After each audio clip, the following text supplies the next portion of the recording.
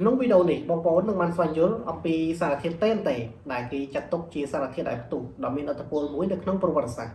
ហើយវាមានតួនាទីសំខាន់ណាស់នៅក្នុងវិស័យយោធានិងឧស្សាហកម្មតោះយើងស្វែងយល់អំពីសារធាតុតែនតែទាំងអស់គ្នា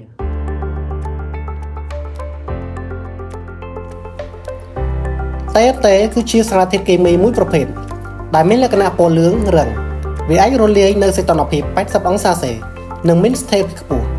វាត្រូវបានរកឃើញដំបូងដោយអ្នកគីមីវិទ្យាជនជាតិអាល្លឺម៉ង់នៅក្នុងឆ្នាំ1963សារធាតុតែនតែមានស្ថិរភាពល្អមែន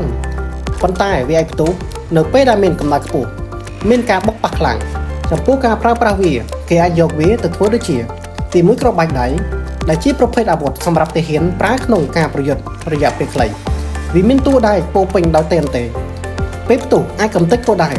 ហើយវាបាញ់កំទេចកំទីទៅជុំវិញទី2គ្រាប់កាភ្លើងធំនិងគ្រាប់ត្បាល់គ្រាប់ទាំងនេះត្រូវបាញ់ចេញពីកាភ្លើងធំដើម្បីបំផ្ទុះគោលដៅនៅចម្ងាយឆ្ងាយនៅពេលទៅដល់គោលដៅរំសេវតែនតែនៅខាងក្នុងនឹងផ្ទុះឡើងទី3គ្រាប់បែកទម្លាក់ពីលើយន្តហោះគ្រាប់បែកទម្លាក់ពីលើយន្តហោះមានផ្ទុកតែនតែយ៉ាងច្រើនដើម្បីបំផ្លាញរោងចក្រស្ពានឬមូលដ្ឋានទ័ពធំទី4មានប្រឆាំងរកក្រោះនិងប្រឆាំងមនុស្សមានទាំងនេះត្រូវបានកំនៅក្នុងដី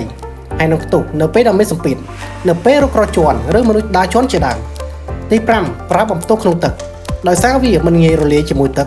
វាអាចបំផ្ទុះក្នុងទឹកសមុទ្រដោយកងទ័ពជើងទឹកបានក្រៅពីគេយកវាទៅប្រើប្រាស់ក្នុងវិស័យយោធាក៏មានផងដែរដែលគេយកវាទៅបំផ្ទុះថ្មភ្នំធំៗក្នុងវិស័យឧស្សាហកម្មរ៉ែនិងសំណង់